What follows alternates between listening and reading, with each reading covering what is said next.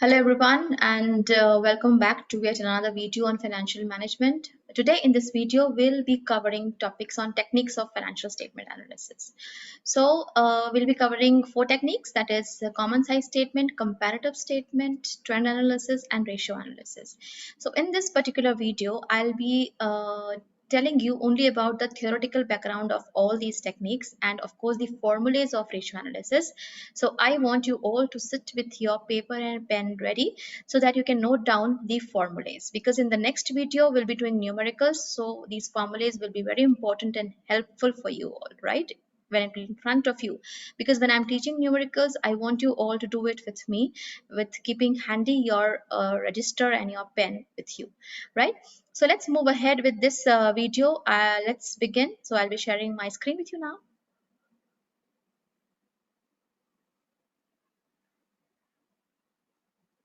Right. So the very first technique is common size financial statement, right? Now a common size financial statement displays all items as percentages of a common base figure rather than as absolute numerical figures. Now this type of financial statement allows for easy analysis between companies or between time periods for the same company. The values on the common size statements are expressed as ratios or percentages of a statement component, such as revenue or income.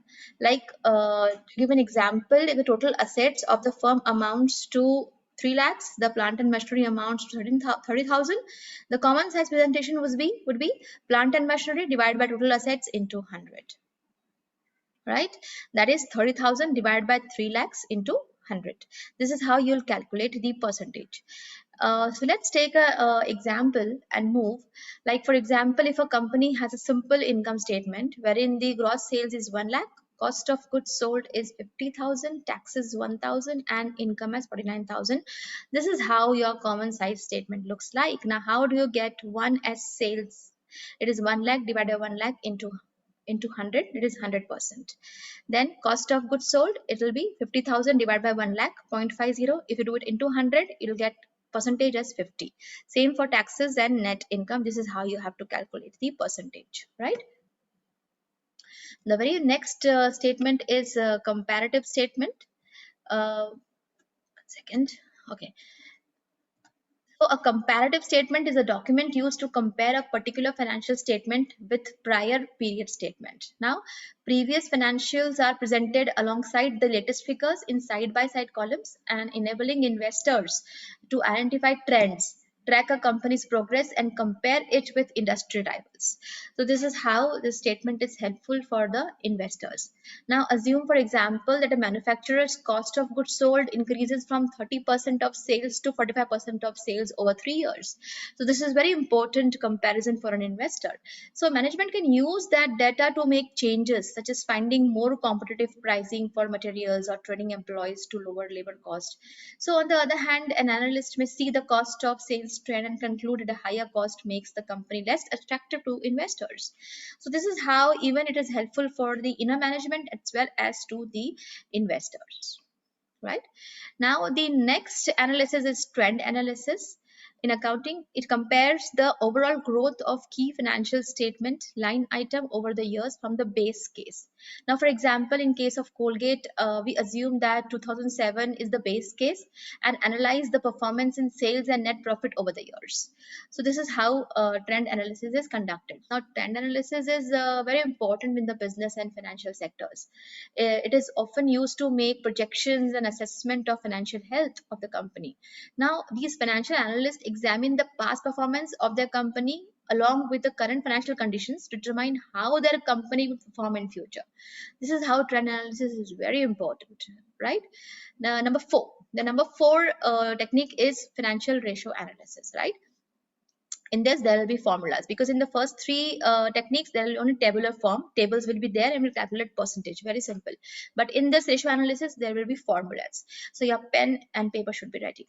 So a ratio analysis is a quantitative analysis of information contained in the company's financial statements. Now Ratio analysis is a technique of interpretation of financial statements and evaluate various aspects of a company's operating and financial performance, such as efficiency, liquidity, profitability, solvency, etc.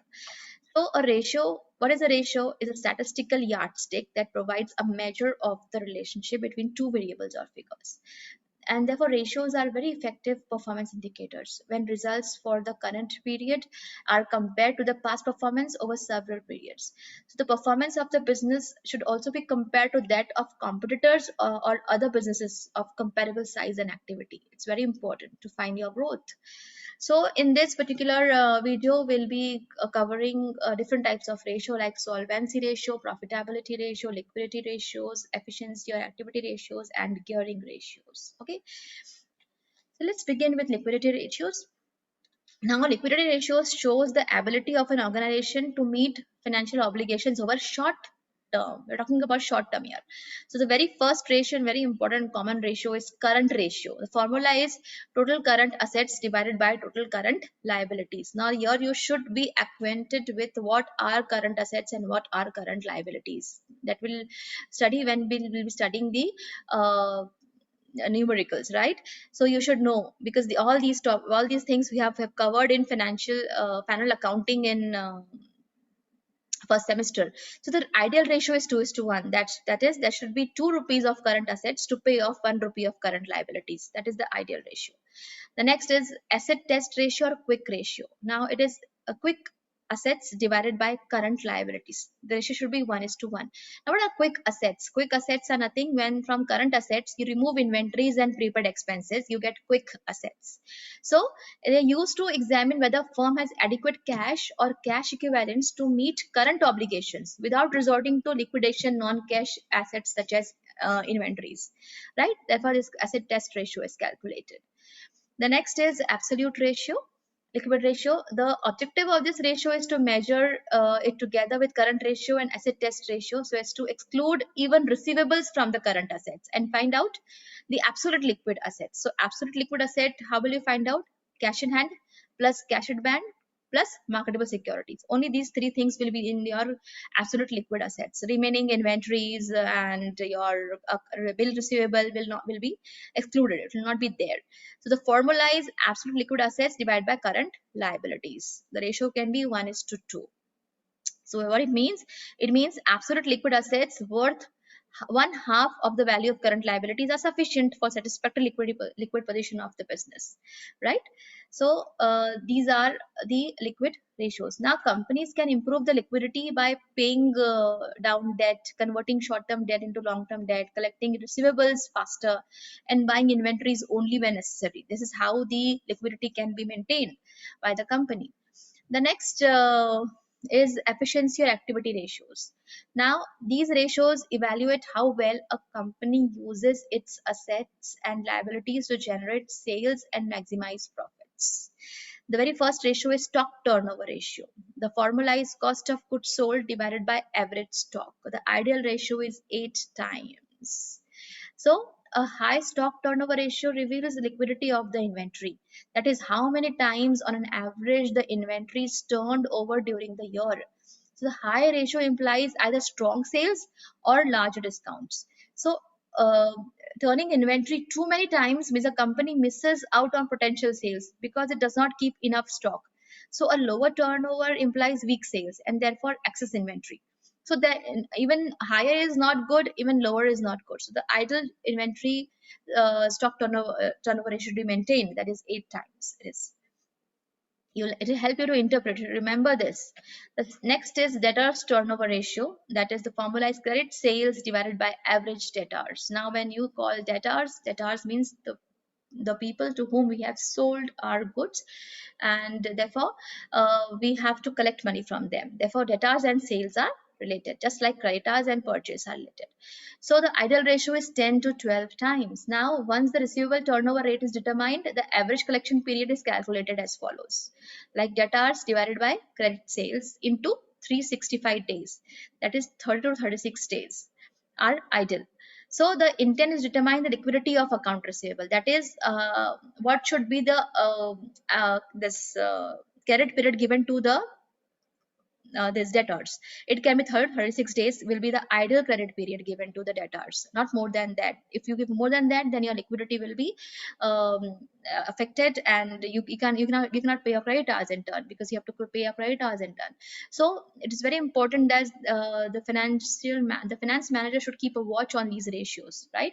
It's very important. The next one is, of course, creditors turnover ratio, wherein creditors means purchase. So credit purchase divided by average creditors. It can be 12 times. That another approach of this ratio is the determination of the average payment period, which shows the credit period allowed by customers like to us.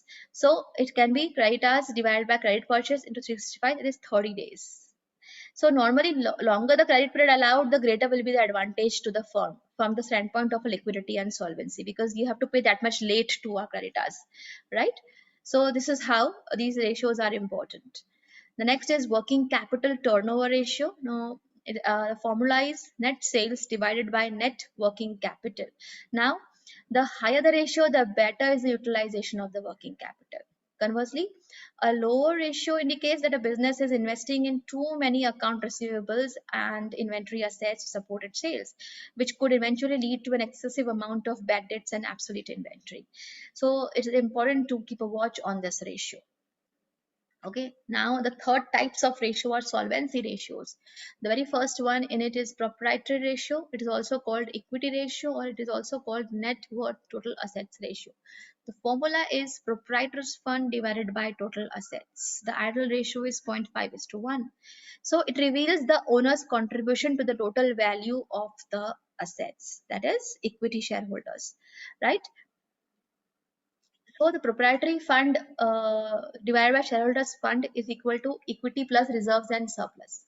How do you calculate proprietor's fund? So it is equity plus reserves and surplus. So it is suggested that 2/3 or 3/4 of our total assets should be financed through proprietor's fund or shareholders fund, and rest by borrowing, that is from external funds, right? The next before like I want to tell you one thing, that high proprietary ratio therefore indicates a strong financial position and a better long-term solvency of company and greater security for creditors. So although a too high ratio may not be good for it, as it would imply that external equities are not utilized properly, like debentures and long-term debts. So a low ratio indicates that the company is already heavily depending on debts of its operation. So therefore balance is important, right? The next one is debt equity ratio. The formula is long term debts divided by shareholders fund. That should be 2:1. So now very important ratio when you're talking about leverages, when talking about trading on equity, this ratio is very important. So the debt to equity ratio is a financial ratio indicating the relative proportion of shareholders equity and debt used to finance a company's assets. So closely relating to leveraging, the ratio is also known as risk gearing or leverage, right? So if the company could potentially generate more earnings than the debt cost, that is interest, then the shareholders benefits as more earnings are being spread among the same number of shareholders. However, if the cost of debt becomes too much for the company to handle, that is the cost of debt financing ends up overweighing the returns, it can even lead to bankruptcy, which could leave shareholders with nothing, since creditors are paid first during liquidation proceedings, right? We all know that. So therefore, debt equity ratio is very important to determine your capital structure. The next is capital gearing ratio. Now the formula is fixed interest bearing securities plus fixed dividend bearing securities divided by equity shareholders funds. So when fixed interest bearing securities plus fixed dividend bearing are higher than equity shareholders funds, the company is said to be highly geared. That means when numerator is more than denominator, the company is said to be highly geared. That is when fixed interest bearing securities and dividend securities are more than equities. Okay, because now you will be having multiple choice questions, so you'll have to also keep in mind these things. It can be asked that if fixed interest bearing securities are more than equity shareholders funds, the company's capital structure is said to be dash, highly geared, low geared, whatever. So you should know when it is fixed interest bearing securities are more than equity shareholders, the company's capital structure is highly geared. It is okay. So these terminologies are important. Now, degree of leverage, how to study in relation to these things. Now, higher calculation of the gearing ratio indicate a company has high degree of leverage and is more susceptible to downturns in the economy and in the business cycle. Now, because this is because companies that have higher leverage have higher amount of debt when compared to owner's equity. So if gearing ratio is high, further raising of long-term loans will be difficult and issue of equity shares may be attractive and vice versa. Because more and more, if you're high leverage, that means your fixed interest bearing securities are more. That means your liability to pay interest is fixed, whether you have profit or loss. So there is higher risk. So therefore, if you can see that your not able to earn that much interest that you have to pay off, then it's better to go for equity. So this is how you can decide upon your company's capital structure. So a company with a high gearing ratio has a riskier financing structure than a company with a lower gearing ratio. So gearing ratios are useful for both internal and external parties, right? Because financial institutions utilize gearing ratio to for calculations in preparation of issuing loans. They might think about it if the whether to issue loan, further loan or not, because already it is highly geared, because already it is leveraging on high leverage. So giving more out debt would be riskier because would they able to pay interest. So alternatively, internal management utilizes gearing ratios to analyze future cash flows and leverage. So they are very important. So companies with high ratios upward of 50%, for example, represent greater risk, because even a brief period of reduced profits or a sudden increase in interest rate could mean bankruptcy and loan default. So generally, a low gearing ratio means greater financial stability. So however, not all debt is a bad debt. Loan and other fixed interest liabilities are a way for companies to leverage their value to increase profits for shareholders. So the optimal gearing ratio is largely determined by the individual companies related to like others in its sector. So it's always important to maintain a balance, right? The next is fixed assets ratio. The formula is fixed assets after depreciation divided by long-term funds. Now, this ratio reveals how much amount of fixed assets it's financed by long-term funds. That is, ratio should be 1:1. And if it is found that total investment in fixed assets are more than the long-term funds, it means that the excess has been financed through the working capital, which is alarming, right? The next is total fixed assets to proprietor's equity, right? Now the formula is total fixed assets divided by proprietor's equity. If the major part is being invested, then the working capital may be inadequate. Normally 60 to 75% should be financed in fixed assets. The next is total current assets to proprietor's equity. Formula is total current assets divided by proprietor's equity. So if the investment of proprietor's fund found to be small, the working capital may be inadequate. The next is interest coverage ratio, that is EBIT divided by interest expenses. EBIT is earning before interest and tax, right? So the ratio determines how easily a company can pay interest on its outstanding debt. In other words, it measures the margin of safety a company has for paying interest during a given period. So generally, an interest coverage ratio of 2.5 is often considered to be a warning sign indicating that a company should be careful not to dip further. So the ratio may also be used to compare the ability of different companies to pay off their interest, which can help when making an investment decision, right?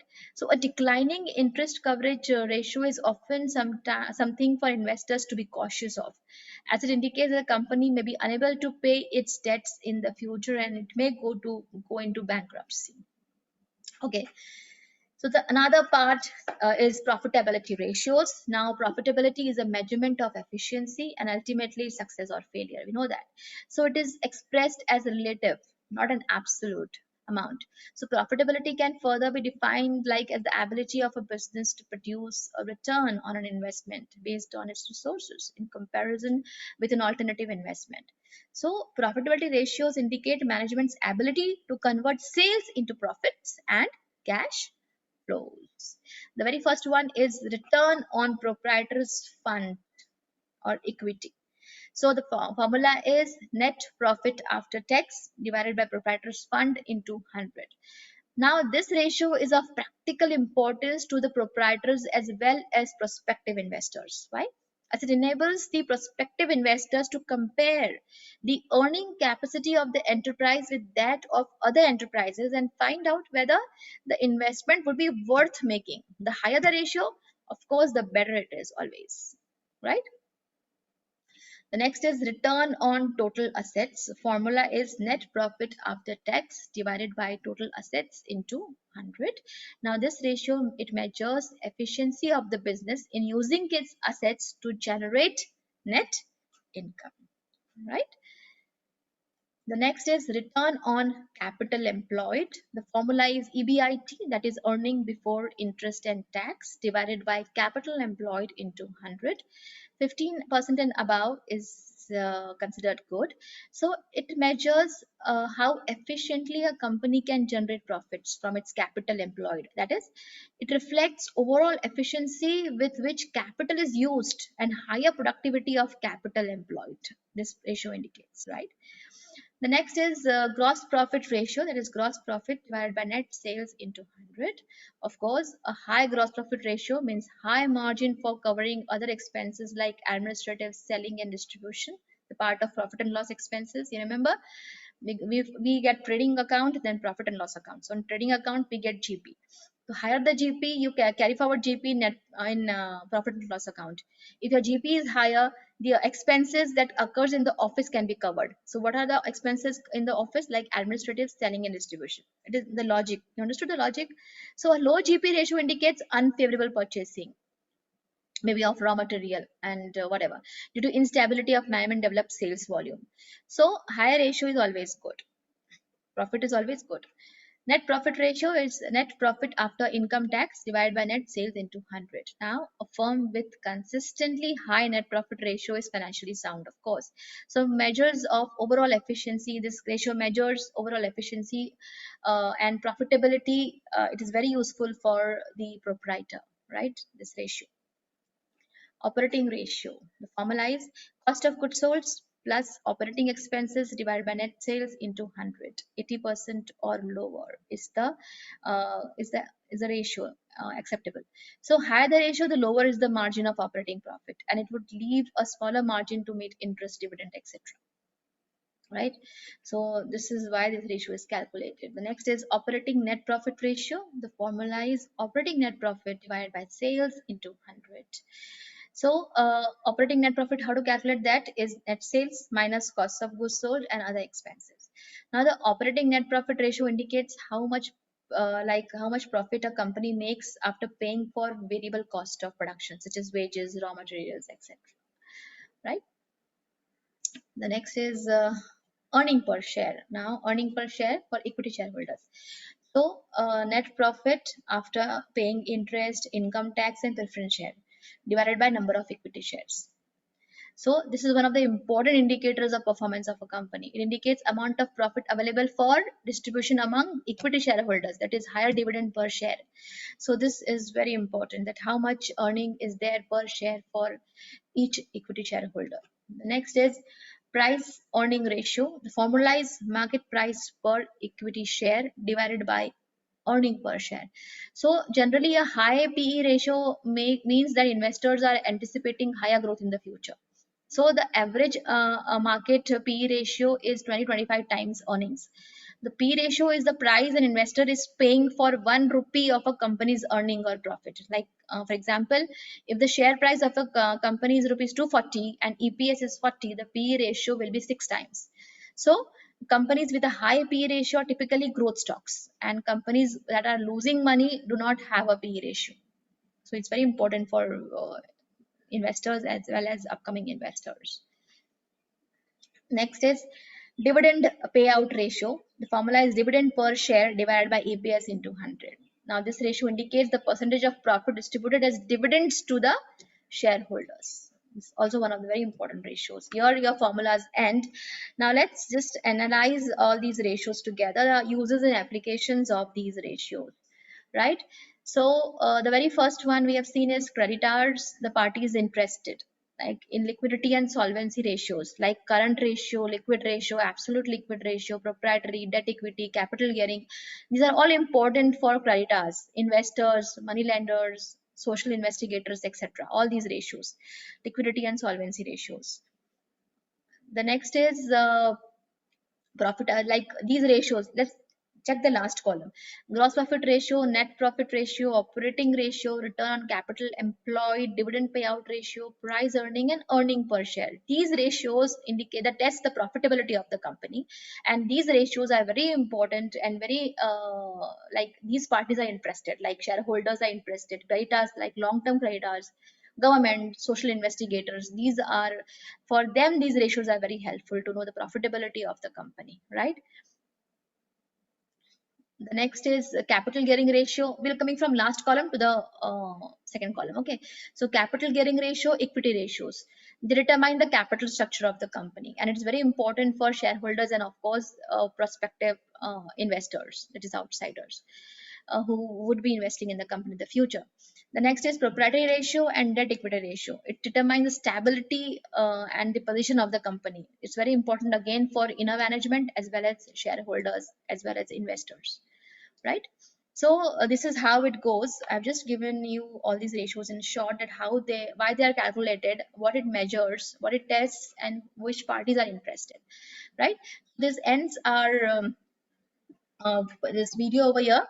So we'll be like, I'll just stop sharing my screen. So the theory part is over. I hope you have noted down all the formulas, because in the next from the next video we'll start numericals on common size statement, comparative statement, and trend analysis, and then the next video will be completely on ratio analysis, right?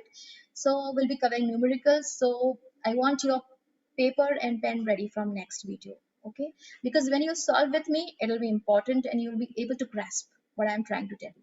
So I hope you're watching videos, making notes. See you in another video. Till then, take care.